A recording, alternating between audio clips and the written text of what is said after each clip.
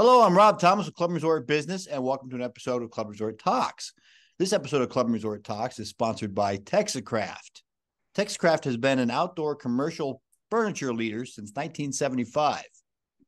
For more than 40 years, they've been a trusted and reliable source for country clubs and resorts. Texacraft is committed to not only providing a quality product, but a quality experience for all customers. Learn more at texacraft.com. Now that we got that out of the way, let's throw it over to Phil Keren, our senior editor. Phil, how's it going? I'm doing well, Rob. How are you? Doing fantastic. Hey, what's in the news? What have you been seeing? Well, interesting this week. Well, in the past podcasts, I know I've mentioned in a past column I wrote, talked about sort of the non-traditional ways that golf is being offered to people, or I guess non-traditional entry points to the game. Maybe that's a better way to say it. We've talked about Top Golf and Big Shots Golf, and I noticed some stories that we posted this week kind of fell in line with that idea of different entry points to the game. Lozano Golf Course in Corpus Christi, Texas. They were investing $4 million into fixing some drainage issues, expanding their driving range, but they're also going to offer nighttime golf. The director of golf there, Jay Monty, says property is going to be lit up like Vegas. Sounds exciting. It reminded me, though, that earlier this summer, and I found the story, we had a story about the fact that a course called J.C. Martin Golf Course out in Erie, Pennsylvania, is also offering nighttime golf 3 evenings a week, Thursday, Friday, and Saturday evenings through Labor Day weekend. And I was thinking, Rob, it's a great idea, I think, particularly for courses in the northern part of the country to do this, particularly in the summer when the days are long. Might be a way to boost revenue to kind of offset the inevitable drop that occurs in the wintertime. Certainly is. A little known fact, you and I both worked at Record Publishing Company in Stowe at one point, and just down the street from us was a little par 3 golf course that was lighted at night. I never got a chance to play it. The only time I was ever invited over to it, I had shoulder surgery earlier that day. I said, I'm not playing. But yeah, I mean, lighted golf is fantastic. I think you also, we posted an article on BOYNE, I think. Yes. BOYNE Golf is going to be adding a lighted 9-hole course as well as a putting course, Himalayan-style putting course. So more non-traditional entry points. It's fantastic, right? It is exciting. And actually, I was going to mention BOYNE too, because I believe that's also a short course that they're doing with that as well. So that was going to be another one of my themes to mention. Was in addition to night golf, we're also talking about more short courses being brought along. I feel like when you and I were growing up golfing, there was either a par 3 course or there was just a traditional course with your regular diet of pars 3, 4, and 5 on the golf course, and that's what you had to choose from, and that was about it. So they have the other short course, and then the putting courses, which I think is a great concept too. That one is almost so obvious. It is interesting to me that it took this long for it to come along. The idea of kind of making a putting course, which again provides people an entry point into helping them master what I would argue is probably the most difficult aspect of the game. Deceptively difficult, of course. People think it's so easy to putt a ball, but to be accurate and get the speed and the line correct is tough for sure.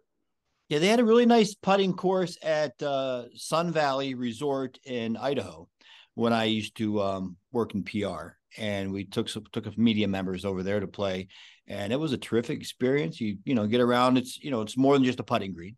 It's actually got strategy to it, fairways and rough, if you will, but terrific. It was it's a good plot of land, but it's not taking up a big spot. I wonder if other clubs will consider something along this line doing in the future. Now, it doesn't need to be maintained, which can be tricky. You gotta staff somebody out there mowing these putting courses, so it's not just an open plot of land, but it is another thing for members and guests to do. And like you say, entry points to the golf. We love it, right? Yeah, it's good stuff. Another one. Now, this is a little more of the on the entertainment side of things, or as it was put in the story, Golfertainment. There's a new location of swingers. They're putting in 40,000 square feet of space inside the Mandalay Bay Resort and Casino on the Strip in Las Vegas. They're going to have 5 mini golf courses, if you will, but it's for adults, for the 21 and over crowd. They can have beer, wine, and cocktails there. Looks like a lot of fun. Golfertainment, I think about that in terms of Top Golf and Big Shots Golf and venues like that as well. I know it's mini golf, but I think it's still maybe another way to make golf fun and put it into a nighttime entertainment type venue, which again is unusual and kind of a departure from the way we grew up with golf. You know, when you and I were down in Orlando for the golf industry show, the GCSAA conference, I introduced you to Jason Bruno from Lynx Nation. He's the superintendent down in that area, and he invited us to go play Pop Stroke, which is what a Tiger Woods' thing. Which same thing, you know, mini golf, but kind of like in the guise of a restaurant. You know, you can go get a full meal, you can grab a beer, walk the golf course, play, you know, putter in hand, and have a good time. Yeah, Swingers Vegas is going to be fantastic. I think you're opening another one in Dubai coming up here, maybe in the spring. One just opened up in Washington D.C. So let's see if Swingers comes to Cleveland. Love to play it. That would be great. That would be a fun visit. Yeah, fun no kidding. Evening out. Yeah, for sure. Also, I wanted to mention earlier in the month, I had a chance to visit Firestone Country Club in Akron, Ohio, not too far from where I am here. They, of course, hosted the Kaulig Companies Championship, which is the PGA Tour Champions event, used to be known as the Bridgestone Senior Championship. And as, of course, as followers of the PGA Tour know, Firestone Country Club has hosted a variety of PGA events over the years. Actually, this year marks the 70th consecutive year that Firestone has hosted a professional golf tournament, if you will, of some type. So I had a lot of fun. I get to visit with Jay Walkinshaw, the general manager of Firestone. Gave my son and I a tour of the facility a couple weeks ago, a few days before the tournament started. Then I visited the tournament Saturday and Sunday. I will say, as somebody who grew up following golf in the 1980s and 90s and the early 2000s, it was fun to see all these players whose names I recognize, kind of players who really were kind of around before Tiger, and then even as Tiger was making his way on the tour, these were sometimes the players that he was first rivals with, if you will. You know, names like Ernie Els, David Duval, of course, John Daly. John Daly, by the way, my young adult and teenage sons, John Daly, the only player whose name was recognized by my sons, and they were interested in following him. And we did follow. Actually, it was interesting. We followed a pairing that had, or a trio that had David Duval, John Daly, and Duffy Waldorf in it, and that was fun to watch. But the facility itself is impressive. I had only had a chance to visit Firestone as a member of the media in my past job on a couple occasions, and only just was in the media center. Never really had a chance to see the facility before. It's a fantastic facility. Definitely was a well-run event. I was there Saturday and Sunday. They typically employ more than 350 full-time, part-time employees during golf season here. Jay told me they add about 60 or so more employees for the event that they hosted a couple weeks ago, the Kaulig Companies Championship. Of course, plenty of volunteers as well. Impressive thing I saw too, they had a sign out there listing the names of volunteers who have helped with tournaments over the years. The volunteer who has served there for 67 years, Rob, if you can imagine. So a lot of fun to see the tournament, watch the players up close. And the facility is impressive. Employees were all terrific, very well-run event, and enjoyed being there. Jay Walkinshaw is a heck of a stick too. He's a good golfer. I played Firestone a couple of years ago. I think it is now. I don't think it was last year. I don't know. Could have been last year. My mind's going, but I played with Tommy Moore, who's the director of golf. Now he's down in Texas. But heck of a, well run. They've done it. That's not their first rodeo, so it's not surprising how smooth everything operated there. And it's a beautiful facility with multiple golf courses. They have stay and play packages now with cottages and lodges across the street. So fantastic operation there at Firestone. Good on you. Yeah, it is. and I'm sorry, I forgot to mention another gentleman who I spoke with when we did the tour, Dick Robbins, who's member services manager at Firestone. He's worked at Firestone for 49 years now. He had a lot of stories to share. We were looking at some of the historic photos that are up there where the locker rooms are, and that was a lot of fun. A lot of stories he had to share. I could have spent the day talking with Dick, certainly. He was. Oh no, He was Dick fun. is fantastic. I sat around the fire pit Nice. with him after golf one day with a couple cocktails, and he was telling some stories and fantastic. I don't know if you had a chance to have one of the desserts there, but I can't remember if it was Jack Nicklaus or Arnold Palmer. We used to fly in and just get these little cream pies that they make just for that and take them back home. It's fantastic. And Dick Robbins, Jay Walkinshaw, terrific people, terrific golf course, terrific club, fantastic going around. Yeah, it was a lot of fun. It was neat to share some golf history too with my sons, and they were pretty impressed with it too. My youngest son actually came with me. For those who saw my videos, we had of my interview with Jay Walkinshaw. I shared a few clips on social media. The video was taken by my son Ryan. Did a fine job. So props to him for that. Good job, Ryan. Ryan Keren yeah. on the ones and twos. Yes, on the video. Oh, and actually, I'm sorry. I'm selling him short here. The photos that appeared with my story about my visit to Firestone that appeared at clubandresortbusiness.com. Photos taken by Ryan as well as I was talking. I gave him all the heavy lifting while I just sat there yakking with people. Did you give him photo credit on the website? You know what? I didn't, but I should. Well, we got to right or wrong, Phil. We'll right or wrong. That's the beautiful thing about the internet, doing this all online and everything, Rob. We can just like that fix it, right? Yeah, no kidding. Speaking of videos, and I don't want to. I know you have one more thing to talk about, but after we're done talking, I took some videos of playing golf at Maketewah Country Club down in Cincinnati, Ohio, and we'll put those after you and I are done talking. We don't have a guest today, so it's just you and I, just kind of sharing some news, shooting the breeze, and talking about one more thing. I think you have a webinar coming up, right? We do with Club and Resort Business. We do have a webinar coming up here on Wednesday, August 2nd, from 11:30 a.m. to 12:30 p.m.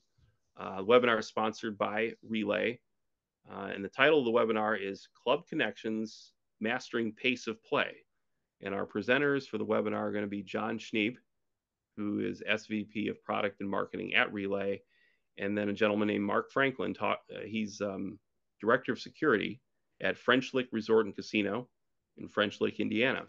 So we're going to be talking about strategies that club GMs can use to optimize course operations, help to, deal with issues ahead of time to avoid having slowdowns on the golf course, rushed rounds, if you will.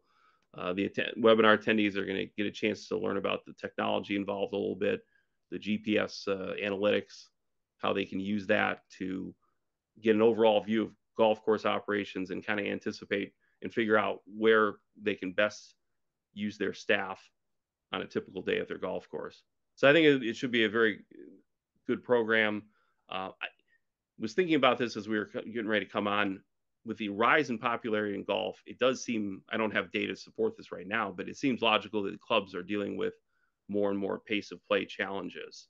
You simply have more people playing, but in addition, you probably have more people who are newcomers to the game playing, who obviously are still learning to play, so that might slow them down. But they're also kind of learning to navigate a golf course too. So I think tools that clubs can have that John and Mark are going to talk about at this webinar, tools that they can have to help players navigate a golf course and make sure operations are running smoothly on a golf course will be very helpful to club GMs.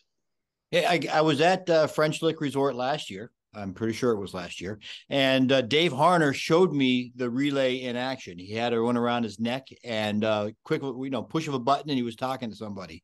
The walkie-talkie's dead. That's what they say, right? So Dave Harner gave me a hands-on demonstration of relay, and it was fantastic. And I can attest to pace of play at French Lick being like a well-oiled machine. It was going. We played both the golf courses there. Turned around really quickly, and I think it was both were about 4-hour rounds, and they're big boy golf courses. A lot of people Yeah. out there. So yeah, relay works and they know what they're doing. So I'm looking forward to hearing and sharing what's going on in that webinar. Absolutely. And I should mention too, people can certainly register for the webinar right up until it happens on August 2nd. And that's just go to clubandresortbusiness.com, and we have an announcement about it there that you can click on and register for the webinar. All right, man, you heard it. Let's get on that webinar. Let's speed things up. Phil, thank you for your time. Let's talk again soon. We'll do it.